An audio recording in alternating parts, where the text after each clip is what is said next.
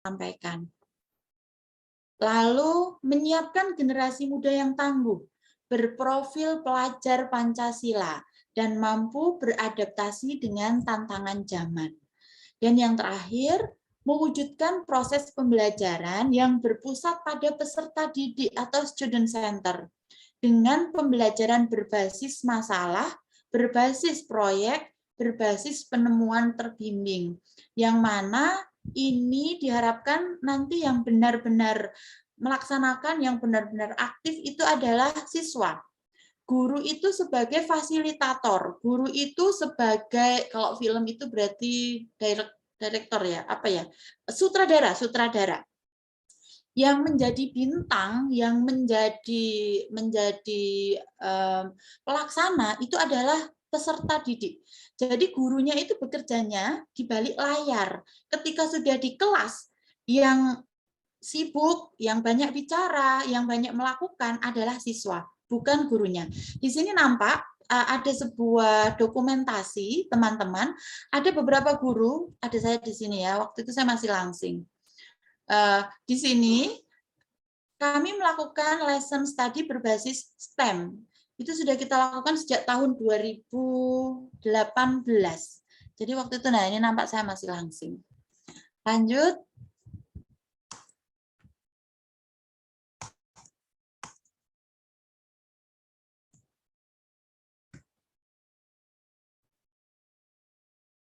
Nah, saya akan sampaikan kondisi sebelum inovasi. Jadi sebelum kami melakukan inovasi, dari proses pembelajaran kurang dari 30% guru mengajar dengan berpusat pada peserta didik. Kemudian hasil pembelajarannya didominasi pada penilaian aspek kognitif saja. Dan prestasi, belum ada prestasi. Karena waktu itu saya mulai jadi kepala sekolah itu tahun 2017, ditempatkan di SMP Negeri 13 Surakarta. Perlu saya sampaikan juga mengapa saya menuliskan kondisi ini. Karena semua yang kami lakukan itu kami tulis menjadi penelitian.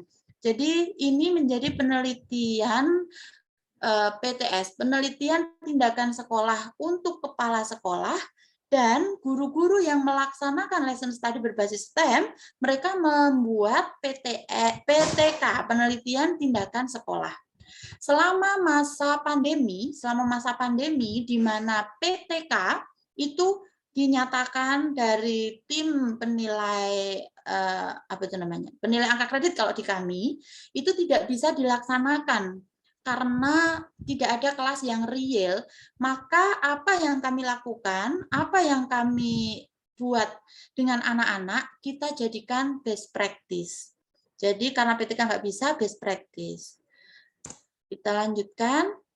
Nah, ini sejarah SMP 13 memulai STEM dari tahun 2018. Jadi 2017 saya baru masuk, baru mengobservasi seperti apa kondisinya, bisakah untuk diajak berkembang dan lain sebagainya. Kemudian melakukan pelatihan-pelatihan dengan berbagai instansi, dan kita mulai menerapkan di tahun 2018 sampai sekarang tahun 2022. Jadi selalu kita mengawali dari plan, kemudian act, kemudian observe, kemudian dievaluasi, dan kemudian dianalisis setiap tahun. Nah, ini launching SMP Negeri 13 Surakarta menghadirkan. Jadi apa yang kami lakukan di sekolah itu sepengetahuan dari Dinas Pendidikan maupun juga dari sekolah-sekolah yang lain. Oke, kemudian ini tadi sudah saya sampaikan ya, bahwa harapannya adalah untuk meningkatkan keterampilan abad 21 siswa sebagai bekal mereka nanti di kehidupan yang nyata. Kemudian apa itu pembelajaran dengan framework STEM? Saya rasa sudah tidak perlu saya sampaikan ya. Pendekatan pendidikan yang mengintegrasikan antara sains, teknologi, engineering, matematika, dan art kalau ada hanya. Kemudian ini nanti EDP saya sampaikan di belakang saja. Nah, teman-teman dan juga Bapak Ibu dosen yang saya hormati, implementasi inovasi STEAM di SMP Negeri 13 Surakarta secara umum seperti ini. Mungkin baru satu-satunya sekolah yang benar-benar secara khusus, secara berani-beraninya seperti itu ya, melaksanakan STEAM sepenuh ini ya. Jadi di sekolah kami STEAM itu terbagi dua, masuk ke intrakurikuler dan ekstrakurikuler. Masuk ke intrakurikuler itu masuk ke dalam kurikulum menjadi mata pelajaran khusus. Ada jadwal khususnya, ada guru pengajar khususnya, dan ekstrakurikuler. Saya rasa kalau ekstrakurikuler sudah biasa, ada banyak sekolah yang sudah menerapkan. Tapi masuk di intrakurikuler mungkin baru di sekolah kami, sepengetahuan kami. Dan terkait dengan kami saat ini menjadi sekolah penggerak, ternyata STEAM itu linier. Di kurikulum Merdeka atau di kurikulum paradigma baru, di sana ternyata STEAM itu include di dalamnya, sehingga ini linier dan juga tidak berseberangan. Nah, ini adalah kegiatannya di masing-masing level. Jadi sebelum ada buku kelas 1, kelas 2, kelas 3, kami sudah menyusun buku yang STEM secara umum. Jadi secara umum buku STEM itu kayak apa untuk anak-anak itu pengenalan di tahun 2018-2019 itu, barulah kemudian perlahan-lahan kita menerapkan di kurikulum kami. Kemudian ini jadi pembelajarannya itu nanti kita berdasarkan EDP polanya, Engineering Design Process, kemudian nanti ada Problem Based Learning, ada Project Based Learning, ini saling terkait, dan juga tentunya kita membutuhkan lembar kerja peserta didik. Kalau di kurikulum Merdeka Belajar namanya nanti jadi modul ajar, nggak ada lagi RPP, tapi adanya modul ajar. Tidak ada silabus, adanya ATP, alur tujuan pembelajaran. Kemudian ini beberapa hasil karya anak-anak di proyek STEM level 1, ada alat penjernih air, miniatur tata surya, bug spot. Kalau untuk robotnya itu berjenjang sesuai dengan levelnya. Kemudian ada robot bola tempur, ada pompa hidrolik, dan lain sebagainya. Ini apa ini? Miniatur rumah hemat energi, dan lain sebagainya. Ini adalah contoh KBM dengan framework STEAM, dengan model berbasis proyek dan berbasis masalah secara online pada saat kemarin kita ada pandemi. Alat cuci tangan dari bambu, bisa dilihat di YouTube saya ada. Nah, ini secara singkat akan saya sampaikan. Yang pertama, ada identifikasi masalah. Jadi, siswa mendapatkan permasalahan yang harus diselesaikan. Waktu itu terkait cara mencegah penularan COVID-19. Kemudian setelah itu dilanjutkan ada pembuatan model dengan disertai LK, seperti ini. Kemudian melakukan uji coba dan evaluasi, dan revisi produk serta uji coba ulang produk yang sudah dibuat, dan diakhiri dengan kesimpulan serta komunikasi. Ini yang STEM pada ekstrakurikuler, ada banyak hal, ada robot penyambut tamu, ada pembuatan ini dari tempat sampah, kemudian pintu palang otomatis, kemudian ada ekoprint, jumputan, robotik, kemudian motor baterai, dan lain sebagainya. Kemudian teknologi tepat guna, ada cutting paper lamp, automatic wastafel, lilin minyak, tungku bakar sampah. Nah, setelah diterapkan, di sini nampak ada peningkatan dari proses pembelajaran, hasil pembelajaran maupun prestasi. Untuk prestasi, kelihatan sekali ada peningkatan dari yang semula prestasinya itu tidak ada ketika saya masuk di SMP 13, kemudian beruntun prestasi dari anak-anak itu muncul. dari hasil implementasi STEM di sekolah kami.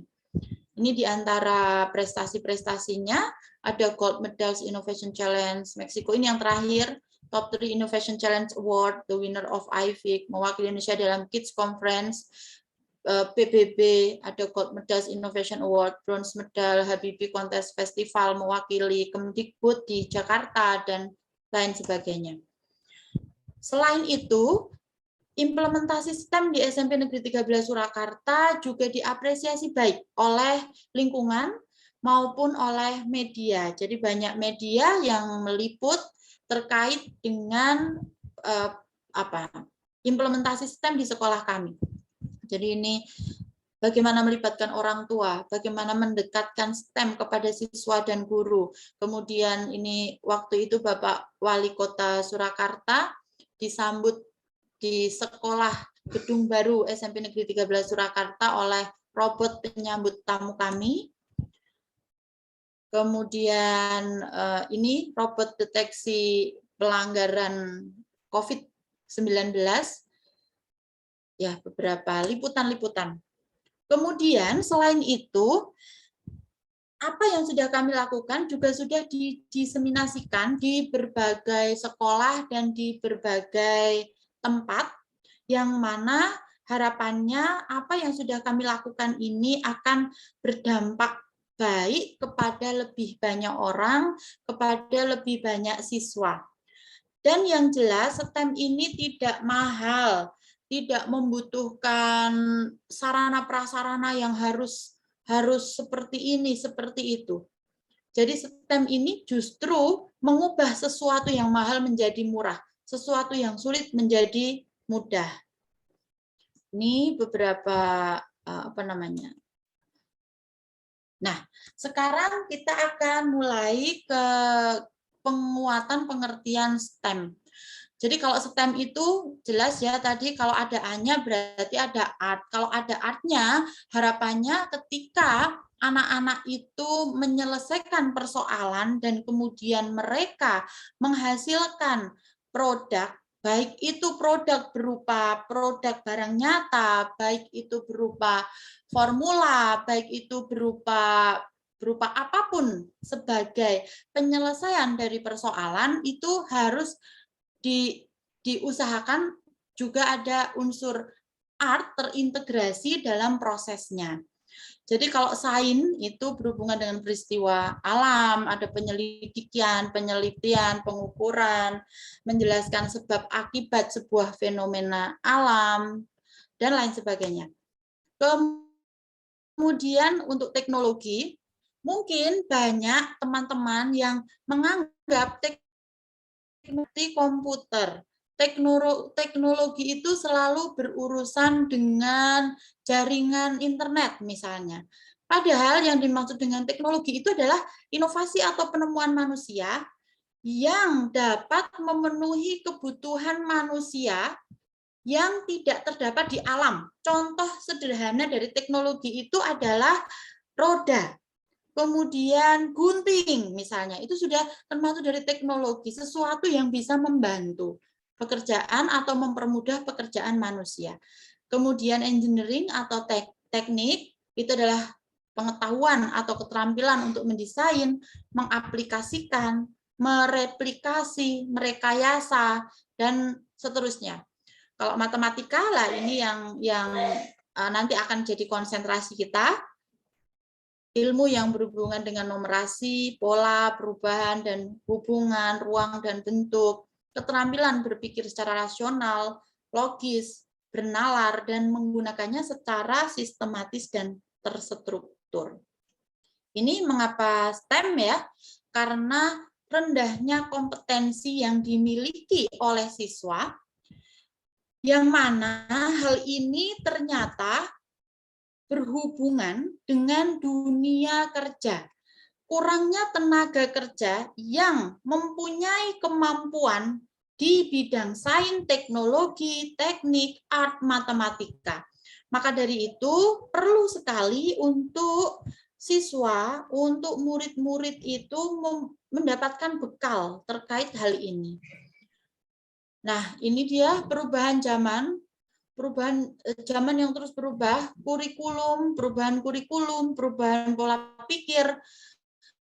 Di sini tadi sudah saya sampaikan berkali-kali bahwa pendekatan pembelajaran dengan framework STEAM itu linier dengan perubahan kurikulum yang saat ini sudah kita laksanakan. Jadi pendekatan pembelajaran dengan framework STEAM itu dapat dijadikan alternatif pilihan dalam menyesuaikan keadaan. Nah, kalau EDP ini adalah engineering design proses yang intinya adalah ketika kita, karena saya bukan dosen ya, saya lebih ke yang praktisi, intinya itu bahwa anak-anak itu melaksanakan proyek-proyek STEM mereka itu dasarnya atau menggunakan pola EDP. Seperti ini, gampangnya. Yang pertama adalah define the problem, mendefinisikan persoalan yang diberikan oleh guru, plan solution, merencanakan solusi untuk memecahkan persoalan yang ada. Lalu make a model, membuat model. Saya sudah tekankan di sini bahwa model yang dimaksud itu tidak harus berupa barang, tidak harus berupa benda. Bisa berupa rumus, bisa berupa apa saja yang itu bisa menjadi solusi untuk persoalan yang disampaikan. Setelah itu ada langkah test the model, lalu reflect and redesign, merefleksi kembali dan mendesain kembali dari hasil tes, dari hasil tes model yang sudah dibuat. Kemudian kita lanjutkan. Ya, ini tadi sudah. Jadi di reflect and redesign ini juga ada kegiatan mengomunikasikan, merefleksi, mengevaluasi, dan mendesain ulang. Oke. Nah, saya sampaikan sedikit juga terkait model pembelajaran berbasis proyek. Saya yakin teman-teman semuanya sudah tahu, sudah dapat materi di perkuliahan, yaitu salah satu model pembelajaran. Yang intinya dari analisis yang coba kita lakukan, kita di awal itu membreakdown kurikulum, kemudian menyesuaikan dari waktu itu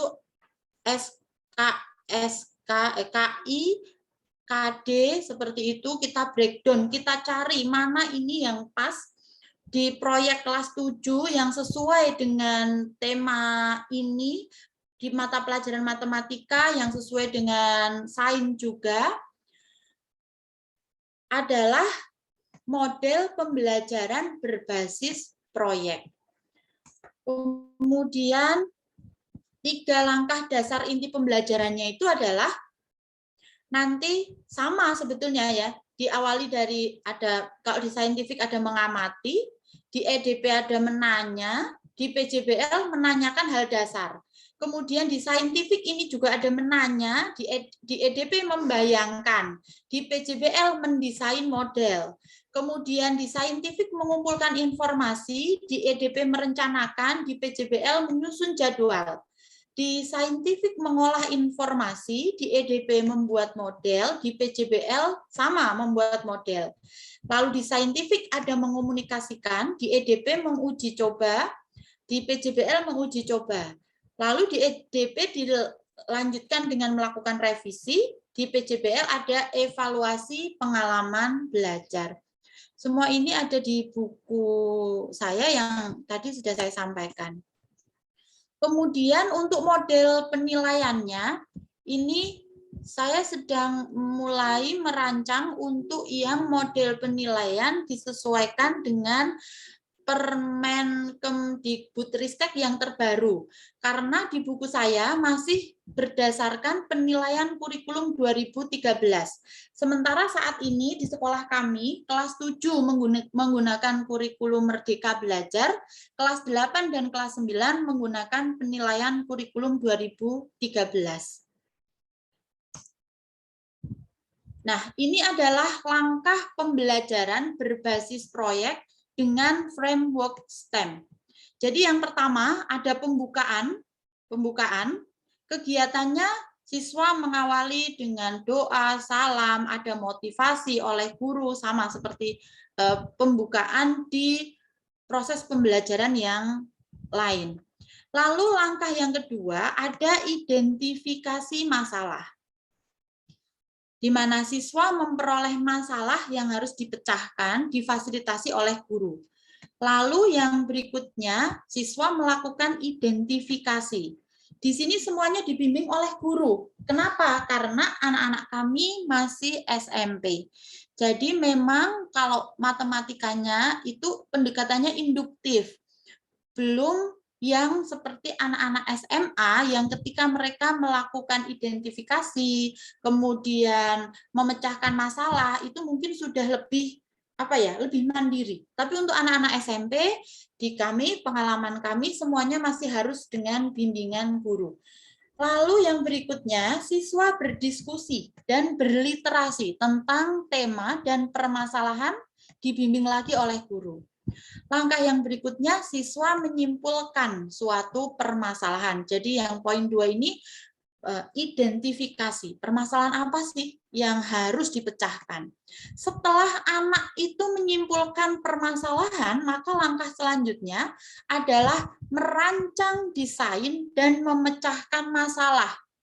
Jadi di sini ada kegiatan siswa mengaitkan masalah, kemudian ada pengelompokan, kemudian siswa merancang dan mendesain suatu model untuk menyelesaikan permasalahan, lalu siswa menyiapkan alat dan bahan yang diperlukan.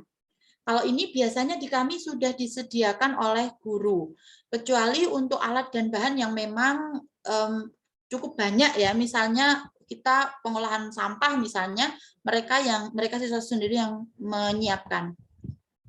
Lalu siswa mendapatkan arahan tentang batasan proyek. Jadi proyeknya ini batasannya apa saja. Kemudian ada arahan-arahan yang harus diperhatikan oleh siswa yang disampaikan oleh guru. Saya lanjutkan. Langkah yang berikutnya adalah membuat model penyelesaian masalah. Di sini siswa menggunakan alat dan bahan yang tadi sudah disediakan sesuai rancangan, sesuai rencana. Kemudian siswa membuat model dibimbing oleh guru dan guru senantiasa membantu apabila siswa ada kesulitan. Di sini nampak karena ciri anak-anak SMP itu memang masih perlu bantuan guru, semua aktivitasnya masih di bawah bimbingan guru. Kemudian yang kelima, melakukan uji coba dan evaluasi. Siswa melakukan uji coba dengan bimbingan guru lagi, kemudian memahami instruksi uji coba dengan LKPD. Jadi yang mungkin ini LKPD-nya bagaimana guru harus menyiapkan. Di sekolah kami sudah membuat LKPD di awal proses di awal tahun pembelajaran. Jadi LKPD-nya sudah disiapkan. Teman-teman guru tinggal menggunakan. Kemudian siswa melakukan proses uji coba.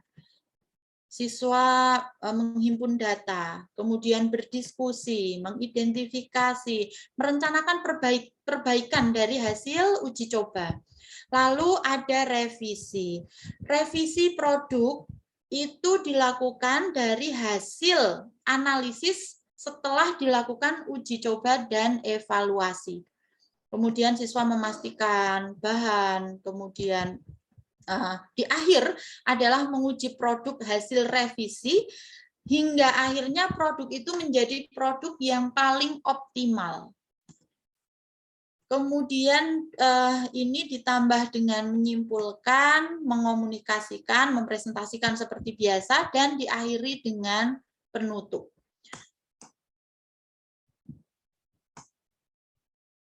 Oke.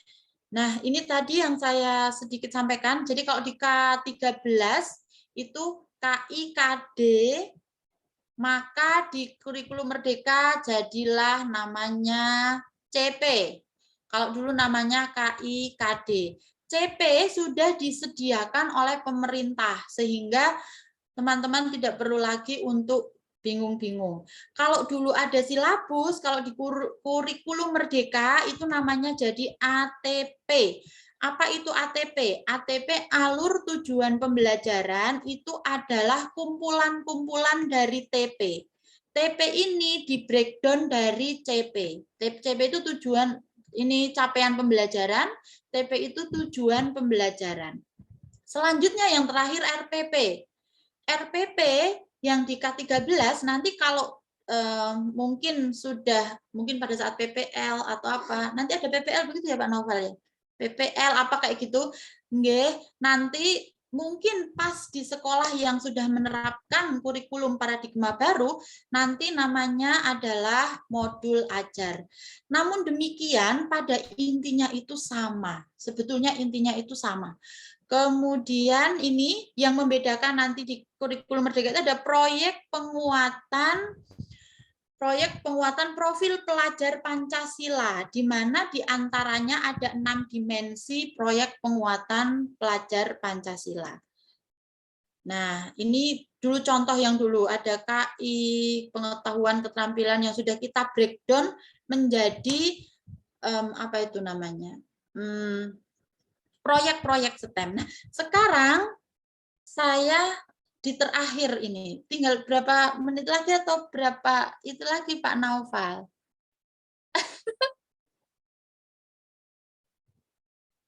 Masih cukup? Oh, Bu. Masih. Oh, nggih. Baik. Kalau tadi teman-teman secara umum ya, tadi itu secara umum yang sudah kami lakukan. Begitu juga dengan langkah-langkah secara umum di kelas kayak gitu. Nah, sekarang karena ini adalah matematika, saya akan menyampaikan contoh konkret implementasi STEM pada mapel matematika. Jadi ini lebih ke yang matematika aja ya. Saya ambil di proyek miniatur jembatan terkuat.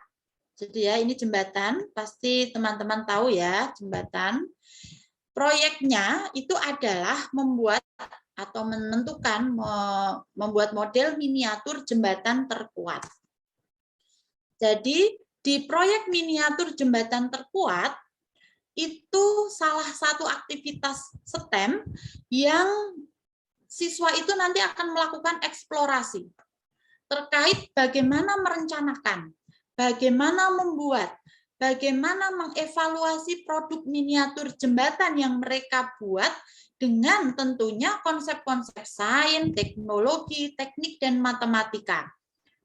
Alat dan bahannya sudah ditentukan. Tadi sudah saya sampaikan ya, alat dan bahan itu sudah ditentukan dan biasanya sudah disiapkan oleh guru.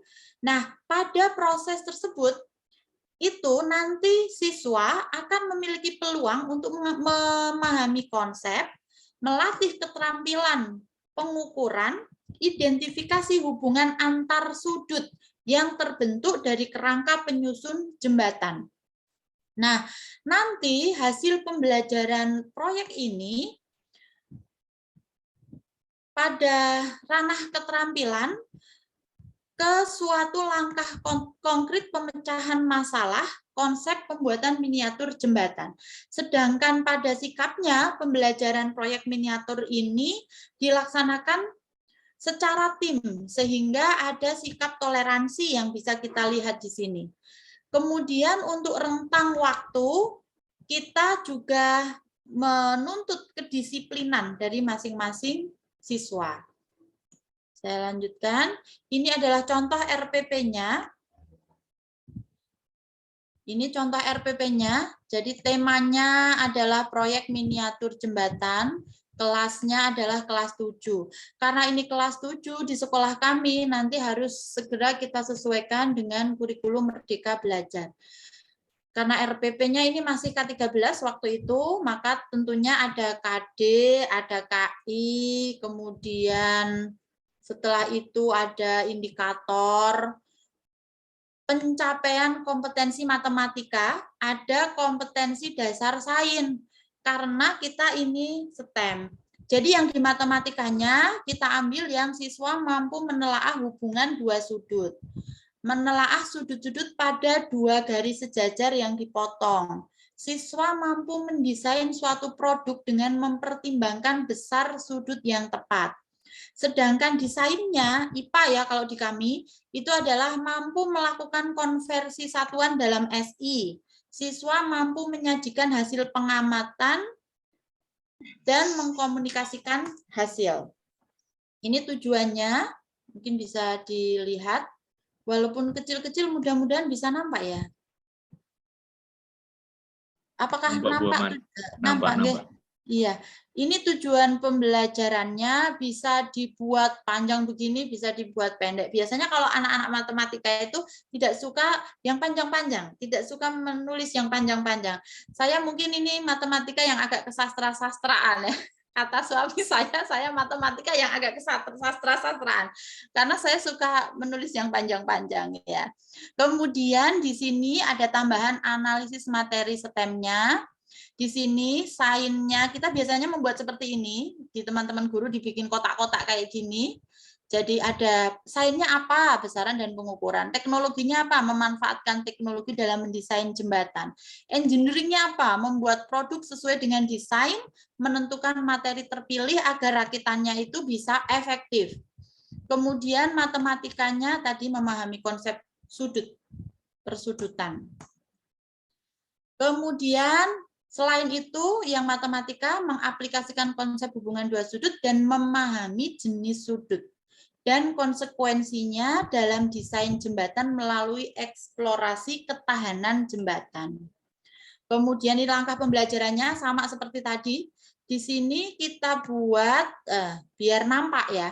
Jadi tadi kan yang awalnya ada mengidentifikasi masalah dari hasil apa namanya? Tadi menyandingkan antara EDP, kemudian framework STEM sama yang satunya adalah project based learning. Akhirnya langkah pelajarannya kan tadi nih, mengidentifikasi masalah. Oh itu dia maksudnya desain. Nggak harus seperti ini sih sebetulnya. Ini yang idealnya. Tapi kalau nanti di pelaksanaannya, yang penting sesuai langkah-langkahnya. Mengidentifikasi masalah, kemudian merancang desain untuk menjawab masalah, kemudian membuat produknya. Di sini kalau yang merancang tentunya mereka menggambar dengan memanfaatkan teknologi. Memanfaatkan teknologi dalam menggambar desain miniatur jembatan dan mencetak sehingga menjadi rujukan dalam pembuatan produknya itu. Tentunya ini bisa mereka lakukan apabila mereka berliterasi terlebih dahulu. Jadi intinya kita tidak akan mungkin bisa melepaskan antara literasi dan numerasi dengan implementasi pembelajaran STEM. Kemudian kita lanjutkan, membuat produk itu tentunya sangat erat kaitannya dengan engineering ya. Di sini ada siswa mengolah bahan, merangkai bahan. Kemudian kalau yang di sini memanfaatkan alat seperti lem tembak, ini seperti tadi saya katakan, teknologi itu nggak harus yang laptop, komputer, jaringan wifi kayak gitu nggak ya. Jadi lem tembak, bor, dan berbagai alat penunjang lain. Lanjut, di sini melakukan uji coba produk dan evaluasi. Nih, siswa mampu mengidentifikasi pola dan seterusnya. Ini ada setelah itu dilanjutkan dengan merevisi produk dan juga menyimpulkan dan mengomunikasikan. Ini secara umum RPP-nya. Nanti pada proses pelaksanaannya, ini materi pokoknya tidak usah saya sampaikan, malu saya sama Pak Naufal. Saya matematika dulu nilainya jelek-jelek ya, malu saya. Ini secara umum pokoknya materi matematikanya seperti ini. Kalau yang di kurikulum Merdeka itu sudut itu juga sepertinya masuk di fase D kelas 7. Kemudian ini skenario pembelajarannya. Bisa dilihat ada beberapa pertemuan memang harus benar-benar dirancang, tidak bisa tanpa perencanaan yang matang. Jadi ini pertemuan pertama ada pendahuluan, kegiatan inti, kemudian ada merancang desain, kemudian penutup. Di pertemuan kedua ini sampai dengan pertemuan kedua ini masih melanjutkan merancang desain dan menjawab masalah, kemudian membuat produk. Di pertemuan yang ketiga, ini sampai penutup. Jadi setiap pertemuan tentunya ada pembuka maupun penutup, meskipun alurnya tadi prosesnya belum selesai sampai akhir, tapi tetap ditutup. Kemudian di pertemuan ketiga, ini sampai melakukan uji coba produk dan evaluasi, dan diakhiri dengan revisi, menyimpulkan, dan mengomunikasikan. Jadi ada 3 pertemuan untuk kegiatan ini. Ini sumber belajarnya, ini alat dan bahan. Seperti biasa ya, kita tuliskan di RPP kita. Atau nanti kalau di Merdeka itu namanya modul ajar. Nah, ini contoh lembar kerja siswa. Masuknya di modul ajar juga kalau yang di kurikulum Merdeka. Jadi guru menyiapkan ini, kalau di sekolah kami sudah kami siapkan, jadi guru tinggal menggunakan aja. Ini jadi berliterasi dulu dengan melihat di video, kemudian diskusi, mendiskusikan dengan teman sekelas, berdasarkan hasil diskusi, kemudian mereka disuruh menjabarkan. Menurut Anda, apa pentingnya membahas tentang jembatan? Seberapa pentingkah jembatan dalam kehidupan kita ya? Kalau orang LDR, LDR ini mahasiswa ini nggak ada yang LDR ya. Tapi ini LDR loh ya. Ini kuliahnya memang belum bertemu secara langsung ya Pak Noval. Belum ya? Sampun, Oh sudah. sampun. Oh sudah berarti. Ya. Saya pikir belum ya. Berarti sudah nggak LDR lagi ya.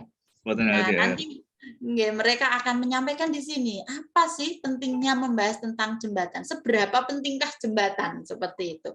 Lalu ceritakan jawaban teman Anda yang memiliki jawaban berbeda dengan Anda. Setelah itu perhatikan berbagai desain jembatan berikut. Nah, jadi memang guru di LKPD itu harus merancang LKPD yang mengarahkan pola pikir siswa itu nanti akan menuju ke sini. Kalau tidak, kalau tingkat SMP, tidak mungkin mereka bisa mengarah secara sendirinya, karena memang kemampuan berpikirnya belum sampai. Seperti itu. Kemudian setelah itu, pilih desain jembatan di atas, atau Anda juga diperkenankan mencari desain lain di internet, dan sumber lain yang menurut Anda paling baik, kemudian diskusikan dengan teman Anda. Jadi dari tadi yang gurunya sudah ngasih contoh ini, namun siswa juga masih diperkenankan untuk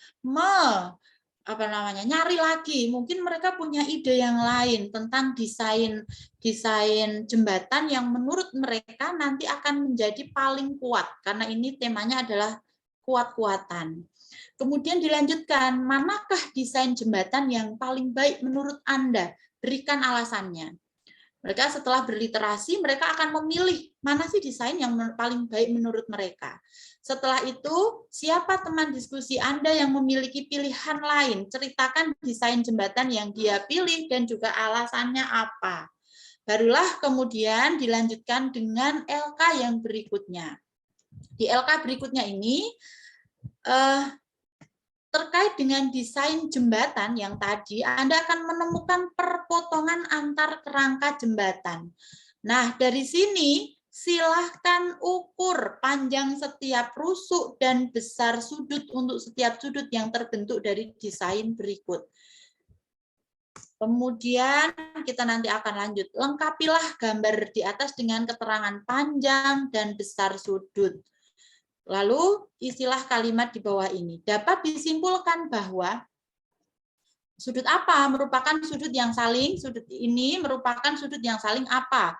Dapat disimpulkan merupakan sudut yang saling seperti itu. Jadi ini sudah nampak nanti untuk tadi ya, yang sudut-sudut luar, sudut-sudut dalam, sudut-sudut saling-saling ya, saling-saling seperti itu nanti akan nampak dari LKPD yang ini.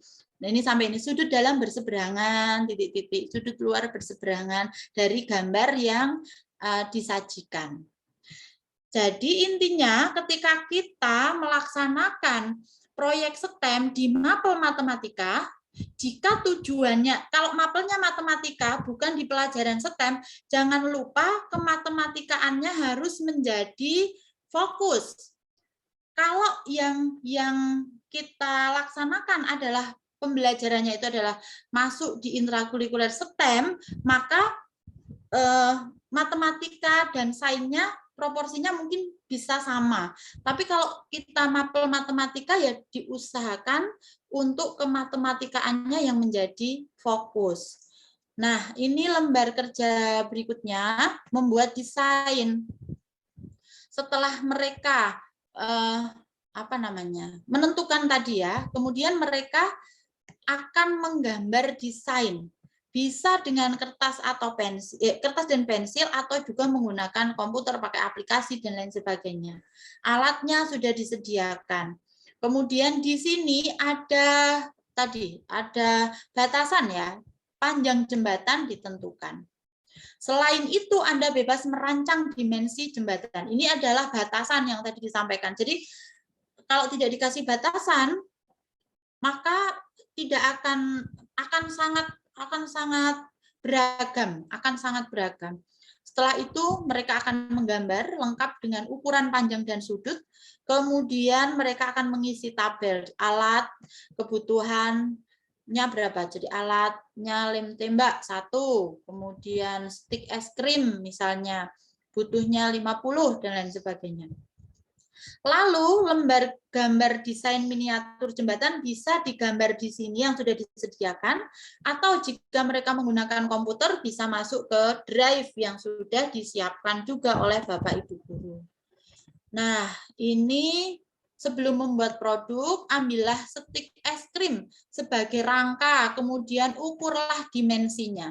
Panjangnya berapa, lebarnya berapa, tebalnya berapa. Ini tadi masuk ke yang pengukuran ya, ke matematikaannya. Lalu buatlah produk sesuai dengan perencanaan yang Anda buat. Kemudian lakukan evaluasi mengisi tabel berikut. Tadi ya aspeknya panjang, sudut, rusuk. Nah, beda atau sama antara rencana dengan produk? Di bagian mana? Nanti ditulis di sini. Kemudian, apakah jumlah bahan yang direncanakan cukup? Terangkan. Jenis bahan yang Anda pilih apakah memadai? Lalu juga terangkan. Berikutnya langkah yang berikutnya adalah uji coba dan evaluasi produk. Setelah tadi sudah jadi jembatannya, kemudian di sini akan kita tes beban ke 1, beratnya dimulai dari 0,5 kilo misalnya. Kemudian jembatannya kuat atau rusak, kerusakannya di bagian mananya, dan seterusnya. Lalu akhirnya mereka akan mendapat kesimpulan.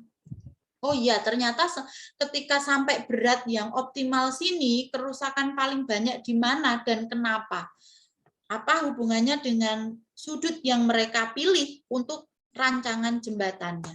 Dari situlah kemudian, nih, setelah mereka mengisi ini, kemudian mereka akan merevisi.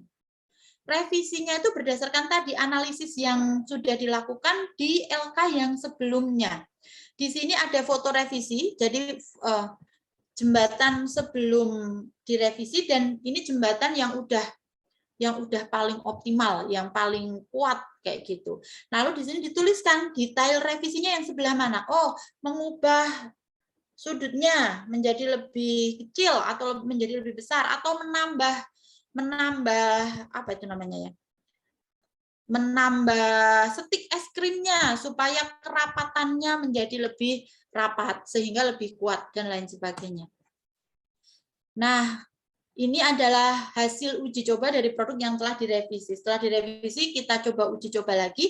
Harapannya hasil produk revisi tentunya harus lebih baik daripada hasil yang sebelum direvisi.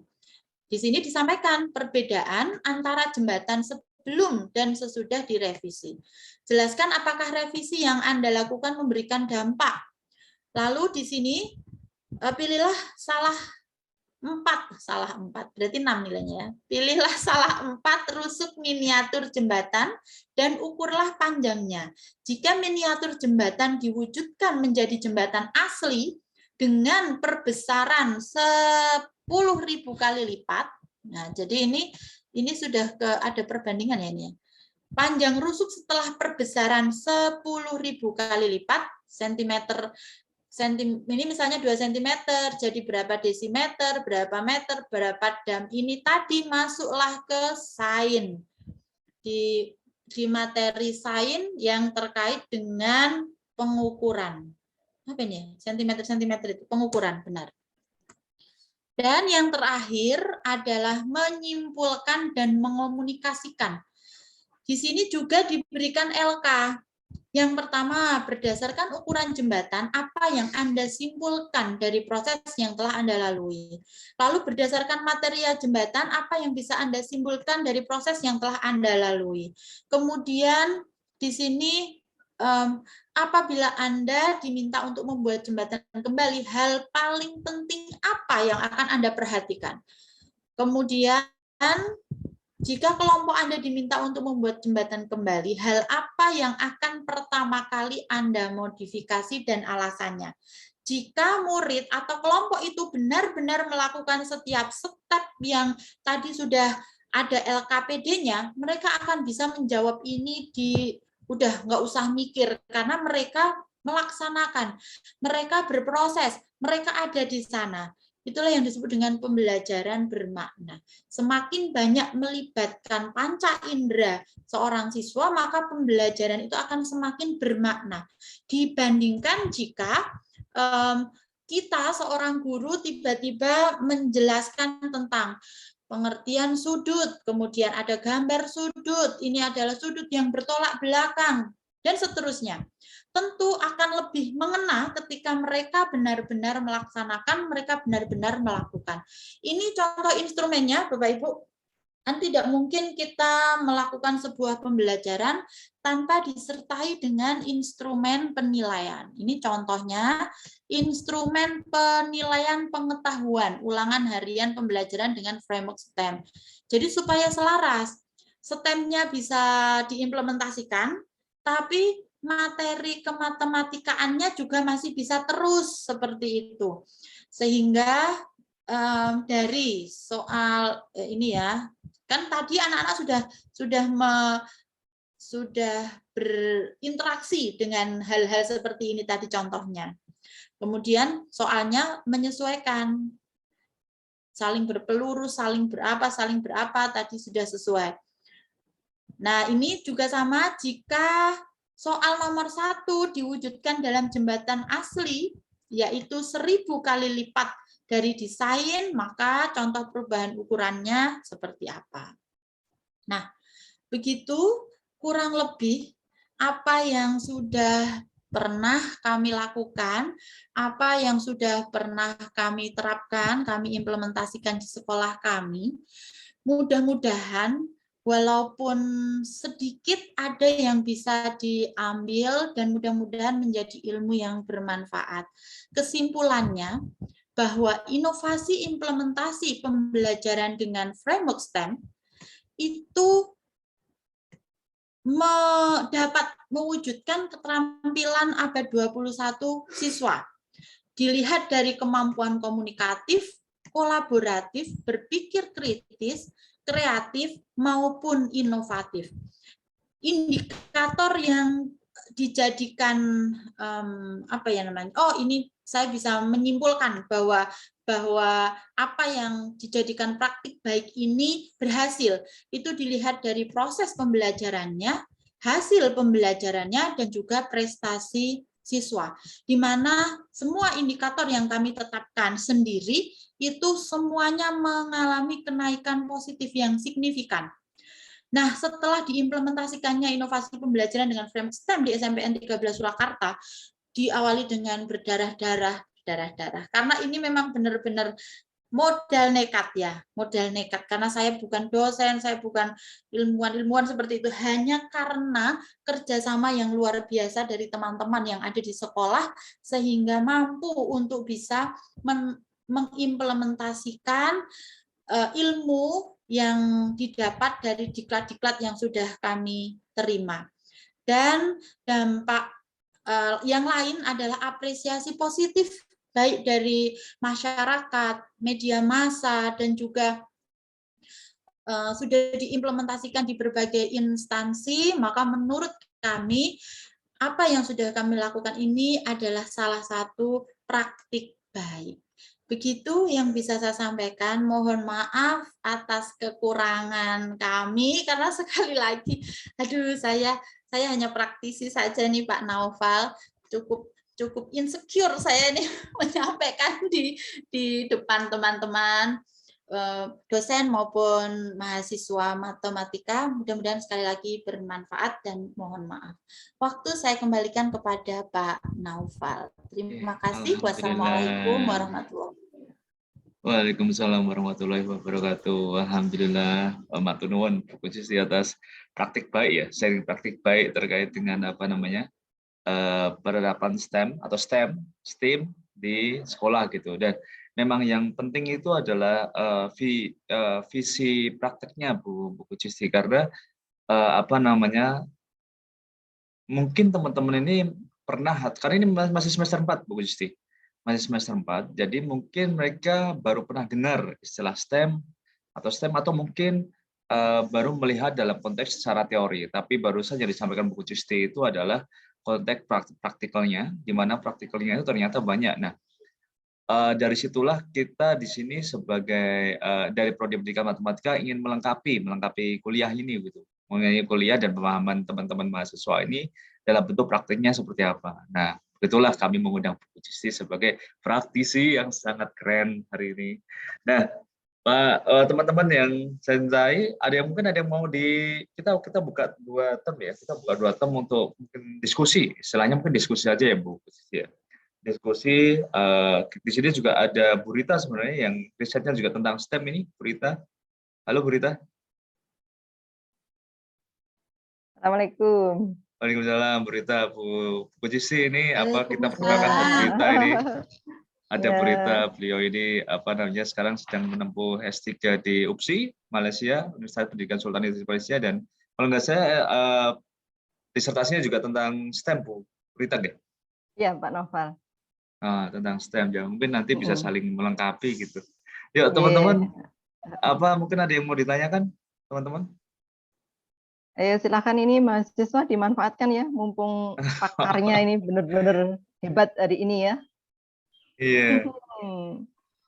Halo teman-teman, mungkin ada yang mau tanyakan terkait dengan STEM ini? Siapa nih misalnya? Ayo Eka, siapa ini? Rindang, Cindy, Merina. Ada yang mau tanyakan? Atau mungkin Anissa. satu aja Pak Noval. Oh boleh. Bu Rita, monggo Bu Rita. Ya Bu Ike, salam kenal ya Bu Ike ya. Saya Bu Rita begitu, dan sedikit menyesal baru mengenal Ibu hari ini begitu. Jadi untuk STEM ya, kalau di SMP 13 ya Bu ya. Itu ternyata sudah beberapa tahun di SMP itu melaksanakan pembelajaran yang berbasis STEM begitu.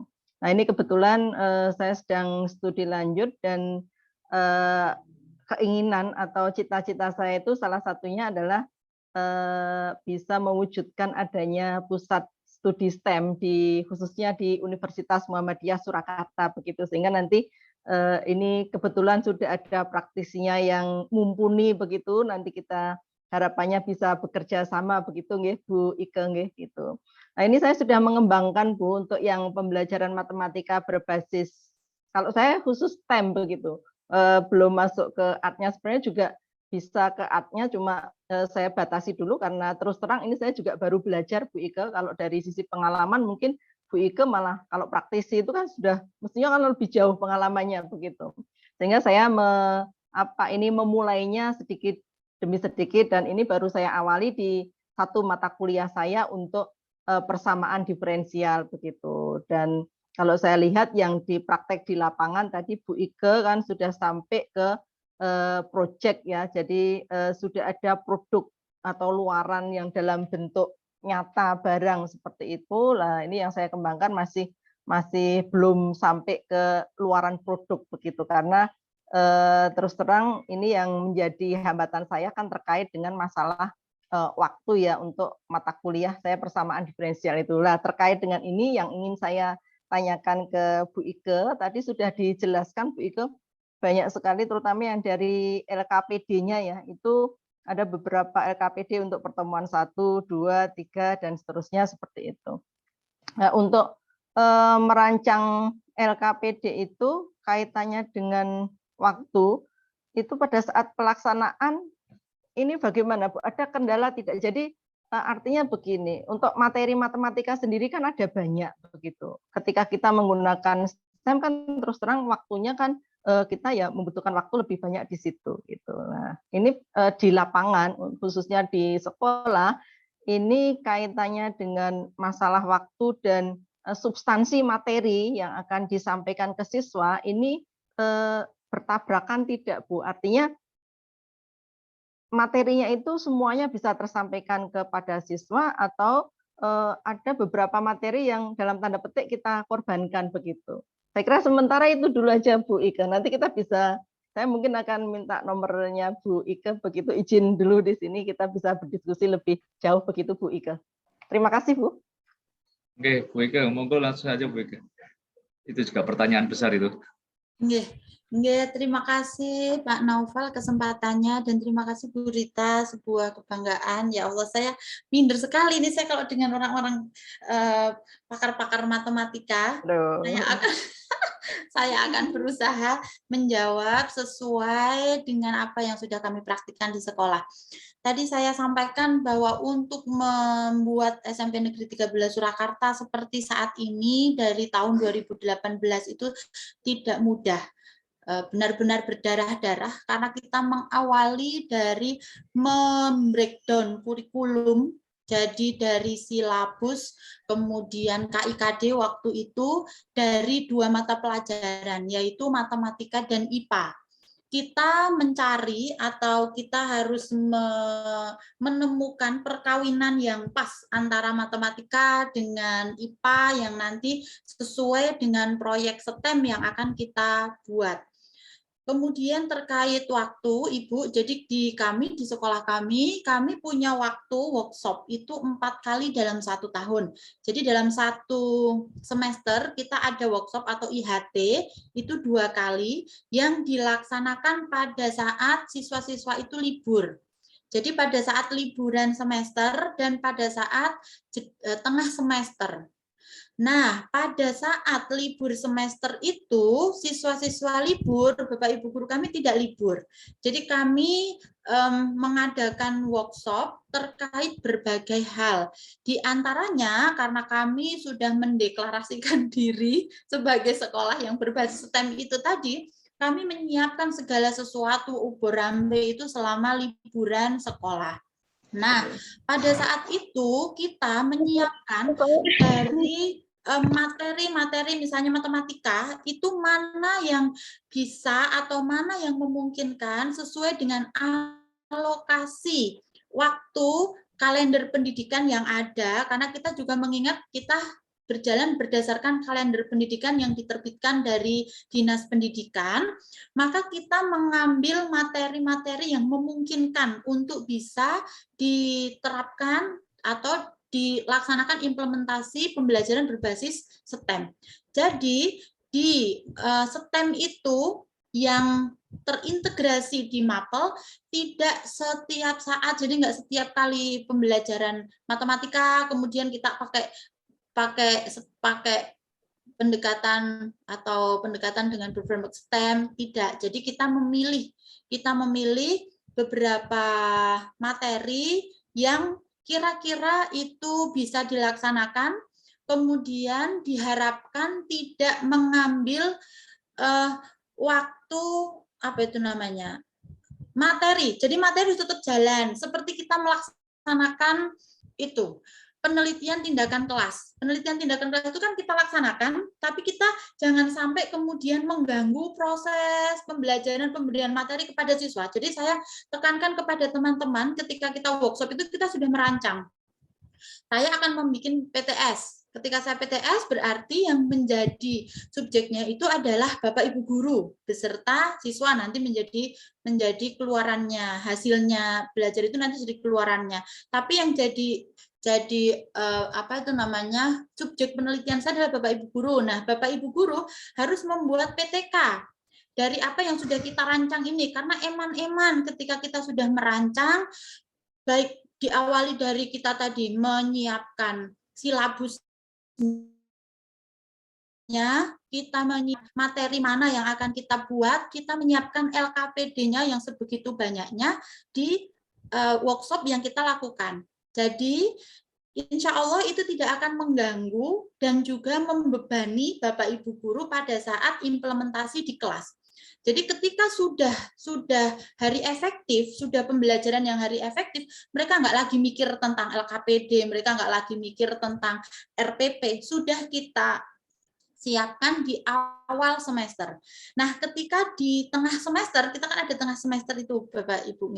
Nah, di tengah semester itu, kita nanti akan evaluasi, kita lihat. Begitu berjalan di tahun pertama, terseok-seok cukup, lalu di tahun kedua sudah mulai mapan, di tahun ketiga kita sudah, karena kita sudah punya file ya ibaratnya, kita kayak udah mulai, oh ternyata kayak gitu, oh ya jalannya kayak gitu, sehingga sudah mulai terbiasa. Sehingga insya Allah jika memang kita sudah merancang itu, kita sudah merencanakan itu dengan baik, tidak akan mengganggu proses pembelajaran. Mungkin ini yang memang benar-benar jadi pertanyaan banyak orang, apakah implementasi STEM itu mengganggu proses pembelajaran terkait dengan waktu? Kalau saya bisa menjawab, insya Allah tidak. Begitu Ibu. Pak Noval. Terima kasih Bu Ike. Mungkin bisa dari mahasiswa dulu Pak Noval yang. Mahasiswa, teman-teman mahasiswa, ada yang mungkin mau ditanyakan di sini? Wah, ada nih, ada pertanyaan. Oke. Dari siapa ini? Dari Linda. Mohon izin bertanya, apakah dengan pendekatan STEM bisa menerapkan pembelajaran matematika yang menyenangkan dan ramah anak? Wah, itu lagi sekarang ini Bu Justi, karena STEM merupakan pengintegrasian pengetahuan antara sains, teknologi, engineering, dan math. Namun untuk ramah anak sendiri mencirikan pembelajaran aman dan nyaman. Dengan hal tersebut bagaimana? Ramah anak tidak Bu ini STEM? Berdasarkan empirisnya Bu Justi ini. Ya, terima kasih Pak Naufal. Halo Mbak Linda, ini mahasiswa atau bukan? Mahasiswa. Mahasiswa. Oh ya, halo Mbak Linda. Ya, terima kasih pertanyaannya. Tadi ketika saya menyampaikan paparan, saya sertakan dengan dokumentasi, foto-foto kayak gitu. Tidak ada wajah anak-anak yang tertekan. Artinya, proses pembelajaran dengan mengimplementasikan STEM ini itu membuat semua panca indera mereka berfungsi.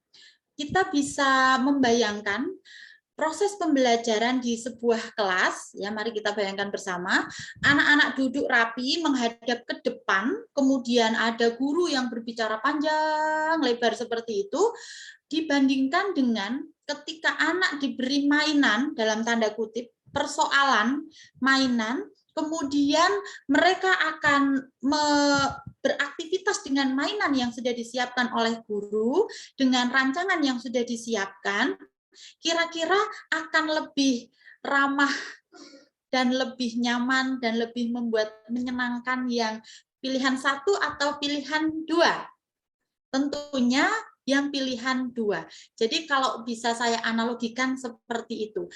Dengan implementasi STEM itu anak-anak itu bahagia, pokoknya senang. Jadi mereka itu seolah-olah kayak diajak untuk bermain-main, menyelesaikan sesuatu, padahal di situ itu mengandung banyak-banyak hal. Kurang lebih begitu Pak Naufal. Mudah-mudahan tidak puas, biar semakin banyak berliterasi, semakin banyak mencari informasi-informasi. Wah, mantap. Berikutnya, ada yang mungkin teman-teman ada yang mau nanya langsung? Kalau tidak, saya yang pengen diskusi, Bu. Saya pengen diskusi. Saya aja penasaran ini sambil nunggu teman-teman mahasiswa ngomong-ngomong gitu. Jadi kita ngobrol nih, jadi banyak yang penasaran, bukan banyak penasaran, diskusi aja sama-sama ketika sama-sama dosen gitu. Ketika sama teman-teman yang lagi PPG gitu, Bu. Jadi ketika temanya STEM gitu, apakah teman-teman PPKN, teman-teman bahasa Indonesia, apakah terlibat? Terus teman-teman prakarya, agama itu terlibat Bu selama di SMP 13 itu. Dan kalau terlibat bagaimana keterlibatannya itu? Iya, pertanyaan yang luar biasa, dari Pak Naufal. Saya sering sekali mendapatkan pertanyaan ini. Teman-teman dan juga Bapak Ibu dosen, kalau teman-teman saat ini sudah mulai membuka dan sudah mulai belajar tentang kurikulum merdeka atau kurikulum paradigma baru, silahkan dibuka di penguatan profil pelajar Pancasila. Di sana itu ada proyek-proyek profil proyek penguatan profil pelajar Pancasila, disingkat 5P. Di sana jelas sekali bahwa teman-teman guru itu akan dipaksa dalam tanda kutip untuk melaksanakan proyek profil pelajar Pancasila yang salah satunya mungkin bisa saja ada tema STEM di sana yang melibatkan berbagai guru. Jadi ketika di pelajaran PPKN dipaksakan untuk ada matematika, memang tidak. Namun saat ini mau tidak mau mereka harus terlibat. Karena kalau misalnya contoh PPKN itu kan ada dalam satu minggu itu 2 jam pelajaran misalnya sebagai contoh. Saat ini mau tidak mau 20% minimal itu harus diambil untuk 5P. Sehingga di intrakurikuler, jadi di kurikulum merdeka itu kan ada 3, nggih Pak Naufal, tiga hal. Yang pertama adalah intrakurikuler, yang kedua kokurikuler, yang ketiga ekstrakurikuler. 5P itu masuk di kokurikuler.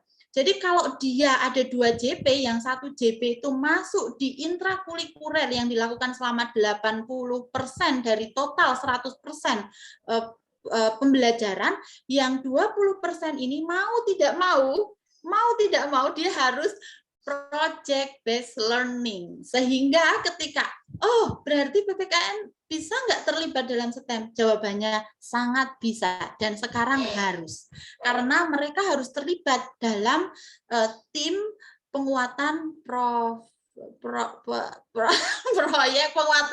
profil pelajar Pancasila. Begitu Pak Naufal, dan itu sudah kita laksanakan. Jadi di lesson study berbasis STEM kami kita melibatkan seluruh guru, Bapak. Bahkan salah satu guru kami yang juara 1 PTK itu adalah guru agama Islam.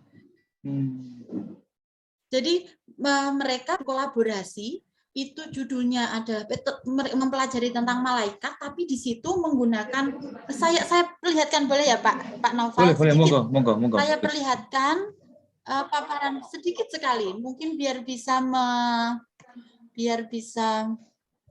di sini ada foto depan sendiri aja. Nah, Pak Naufal, kalau melihat foto yang ini, foto yang lingkaran-lingkaran itu adalah STEM-nya, itu yang diangkat itu adalah di pelajaran agama Islam. Jadi dia mengimplementasikan STEM di pembelajaran agama Islam. Kemudian ada yang manah-manah itu di mana ya? Sehingga jawabannya insya Allah bisa. Nah, ini. Di sini ini adalah pelajaran agama Islam. Begitu Pak Naufal? Oke. Makasih Bu Sisi. Teman-teman lagi ada yang mau tanyakan, teman-teman? Mungkin ada yang mau tanyakan? Oke, mungkin sambil menunggu ini mahasiswa, Bu Cisti, ya kita sama-sama tahu kalau misalnya STEM itu sendiri nggak harus 5-5-nya muncul, Bu ya. Nggak harus 5-5-nya muncul, kalau cukup minimal 2. Minimal 2. Nah, yang namanya yang sering muncul dari teman-teman PPG itu, Bu Cisti, ya ini juga teman-teman juga. Jadi ketika tadi teman-teman memperhatikan presentasinya Bu Cisti, jangan hanya terpaku pada terkesan sangat MIPA sekali itu STEM. Ya, bukan MIPA-nya, karena kalau misalnya dari bahasa itu bisa mengambil teknologinya, bisa mengambil engineering-nya dan lain sebagainya gitu ya. Gitu. Nah, Ini Bu Cisti, saat ini tuh saya sedang membuat ada penelitian gitu, penelitian saya dengan dosen dari Malaya Malaysia, itu juga terkait dengan STEM. Terkait dengan STEM, tapi kita integrasikan dengan flip learning. Nah, sukanya itu guru-guru itu atau gini, kalau di di pembelajaran konvensional itu C1, 2, 3 itu diperkenalkan di dalam kelas. Sedangkan di flip learning itu C1, 2, 3 diperkenalkan di sebelum kelas. Artinya span waktu untuk PJBL itu bisa lebih longgar itu di in class. Gitu. Nah, itulah pertama itu. Yang kedua ada semangat merdeka belajar, itu kan sebenarnya PJBL Ibu ya. Semangat merdeka belajar itu kan sebenarnya PJBL. Nah, karena PJBL itu makanya saya meneliti dengan dosen dari Malaya itu, kita meneliti terkait dengan itu Bu Cisti, terkait dengan integrasi flip learning dan STEM plus PJBL dalam matematika. Artinya harapannya jadi ketika ada hal yang mungkin habis waktunya karena harus menerangkan itu sudah selesai di awal. Jadi ketika dalam in-class activity kita sudah bisa langsung eksekusi PJBL-nya gitu Bu Cisti. Jadi ternyata nah, sebenarnya yang pengen saya tanyakan lagi Bu Cisti, apakah kendala waktu selama STEM yang Bu Cisti alami itu besar, dalam artian apakah dalam satu target itu suka molor berhari-hari, ataukah sebenarnya Bu Cisti sudah ngeplan, oh ini kerjaan 2 hari, ini kerjaan 2 meeting, kerjaan 3 meeting, atau bagaimana waktunya itu bagaimana? Oke, Bapak mungkin karena pengalaman ya, karena pengalaman. Jadi di awal, ya kalau di awal itu emang kayak gini, apa yang kita bayangkan dengan, pokoknya ekspektasinya itu selalu di bawah ekspektasi kita gitu hasilnya. Tapi ketika teman-teman, anak-anak sudah mulai tahu, sudah mulai paham terkait STEM, tentang EDP-nya, tentang langkah-langkahnya, semakin ke sini mereka itu sudah semakin tepat waktu. Jadi kedisiplinan terhadap penyelesaian tugas lah ibaratnya, kemudian kedisiplinan untuk menyelesaikan lembar laporan karena di tempat kami mereka harus membuat laporan Pak Naufal. Jadi di setiap akhir proyek mereka harus mengumpulkan laporan, tapi jangan berpikir anak SMP bikin laporan, kita sudah menyiapkan formnya. Form laporannya itu sudah disiapkan dari sekolah, sudah kita perbanyak, dan perlu diketahui SMP 13 itu bebas biaya alias gratis. Jadi kami benar-benar memanage BOS, karena BOS itu kan biaya operasional sekolah itu benar-benar untuk peningkatan keterampilan abad 21 siswa kayak gitu. Sehingga kita manage supaya laporan pun sudah kita siapkan dari sekolah. Mereka tinggal menyusun aja, udah kayak LKPD itu aja udah ada gedek-gedeknya. Jadi menurut saya yang dikembangkan oleh Pak Naufal itu luar biasa. Kalau nanti flip learning itu benar-benar dilaksanakan, nanti di kelas itu udah enak sekali, udah nggak perlu lagi literasi dulu, kemudian sama-sama nonton YouTube udah nggak perlu lagi, udah di kelas udah langsung action sesuai dengan LKPD yang disiapkan. Mudah lancar, sukses Amin. selalu. Siap, nah, membantu jika ada sesuatu yang mungkin. Iya, nanti yang pertama ini malah jadi silaturahmi antara Bu Rita dan Bu Wike ini. Jadi alhamdulillah bisa jadi silaturahmi yang baru kalau. Nah, berikutnya ini Bu Wike, ini mungkin saya minta Bu Wike, mungkin kita udah mau habis waktunya nih Bu Wike. Tapi saya minta last statement dari Bu Wike terkait dengan STEM. Saya minta Bu Wike untuk stressing terkait dengan apa sih kelebihan dari STEM. Yang kedua adalah kekurangan dan bagaimana. Oh, ada yang mau bertanya ini? Oh, sebelum ke situ ya, Bu Wike ya. Ini satu lagi aja mahasiswa ini. Dari Pradipta. Izin bertanya, dalam pendekatan STEM tadi murid diharapkan untuk melaksanakan secara langsung dan pembuatan hingga pelaksanaan. Nah, menurut pelaksanaan STEM tadi akan ada waktu lebih untuk pembuatan dan sebagainya. Maka apakah ada perbedaan tingkat pemahaman dari yang melakukan pembelajaran STEM dan juga yang melakukan pembelajarannya seperti biasanya? Nah, apakah ada peningkatan pemahaman gitu? Dalam konteks itu, ya mesti ada ujinya itu. Monggo Bu Cisti. Iya, pertanyaan yang luar biasa Mas Pradipta.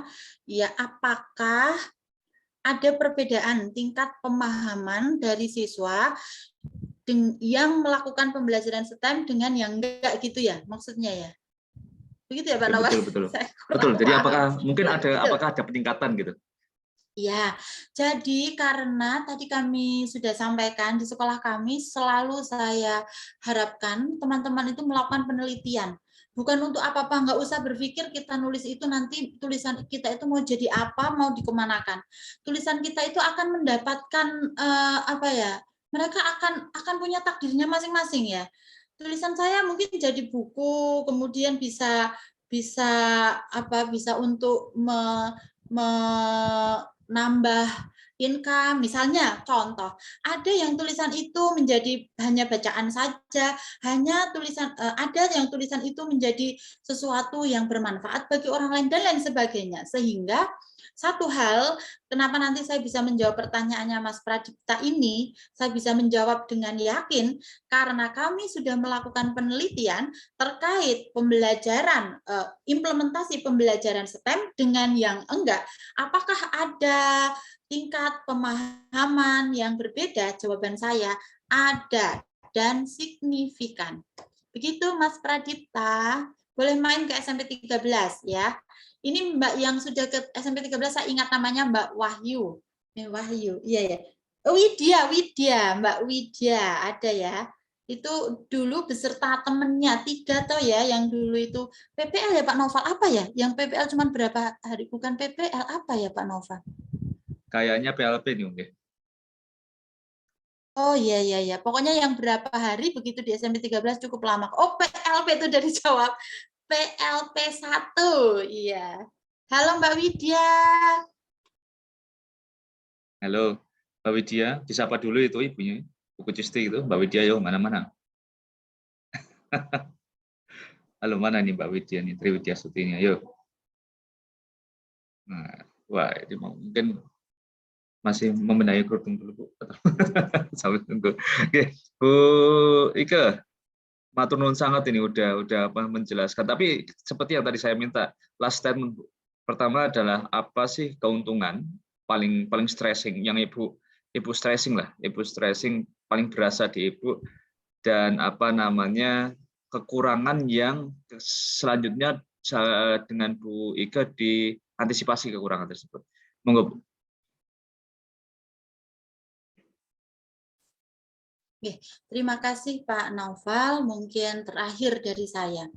STEM bukan satu-satunya pendekatan atau model ataupun framework dalam sebuah pembelajaran. Namun mengimplementasikan STEM dalam pembelajaran kita menjadi salah satu alternatif yang akan membuat pembelajaran kita lebih berwarna dan lebih bermakna. Karena dengan implementasi STEM membuat anak-anak menggunakan lebih banyak panca indera mereka yang akhirnya membuat pembelajaran menjadi lebih bermakna. Namun demikian, tidak ada model pembelajaran atau metode ataupun pendekatan yang 100% sempurna. Sama halnya dengan STEM. Jadi kekurangan STEM itu adalah pada manajemen waktu yang harus benar-benar diperhatikan baik oleh guru maupun oleh siswa. Hal yang perlu untuk ditandaskan agar waktu ini tidak menjadi kendala utama adalah kedisiplinan. Dan yang paling terakhir, niatkan bahwa kita belajar, kita melakukan sesuatu itu semata-mata agar kita mendapatkan ridho dari dan cinta dari Allah Subhanahu wa taala. Sehingga mudah-mudahan kita dipermudah untuk melakukan apapun yang kita lakukan bermanfaat baik di dunia maupun nanti jadi ladang di akhirat. Begitu Pak Naufal. Oke, alhamdulillah Bu Nukti ini tadi diskusinya hangat Bu Nukti, dan kita juga mendapatkan banyak insight ya dari Bu Ike terkait kalau selama ini kita mungkin masih di ranah teori, Bu Ike ini di ranah praktisi yang kalau dikawinkan bisa sangat jos ini Bu Nukti. Nah, terakhir Bu Nukti mungkin ada yang mau disampaikan Bu Nukti? Alhamdulillah Pak Noval, ini penyelenggaraannya berjalan dengan lancar, dengan Mungkin saya bisa ambil 3 hal ya. Yang pertama, teman-teman sekalian, mahasiswa sekalian, ini kita mendapatkan ilmu yang Masya Allah ini. Jadi kita dapat teori dan praktek langsung dari orang yang mempraktikkan ya Bu Gusti ya. Jadi insya Allah mantap dan ya tegas Bu Gusti tadi bilang mengatakannya waduh peningkatan. Jadi sesuatu yang kita tangkap ilmu ini semoga kita suatu saat bisa mengimplementasikan di ketika kita jadi guru ya teman-teman ya. Terus yang kedua ini dari buku Cici, teman-teman guru itu penelitiannya tidak berhenti ya. Anda kuliah penelitian skripsi ternyata tidak berhenti sampai situ. Ini buku Cici ini penelitian terus sehingga ilmunya semakin berkembang dan nanti ilmu itu diimplementasikan kan ada problem solving by penelitian. Nah, gitu teman-teman, jadi jangan berhenti untuk penelitian. Ini seperti buku Cisti ini luar biasa.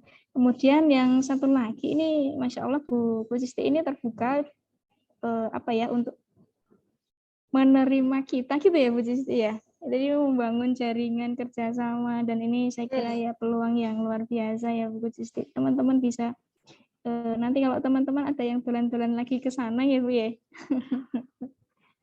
Jadi terima kasih sekali kita dapat banyak hal sehingga membangun sebuah pembelajaran, saya kutip tadi dari buku Siti, membangun pembelajaran yang lebih berwarna dan lebih bermakna.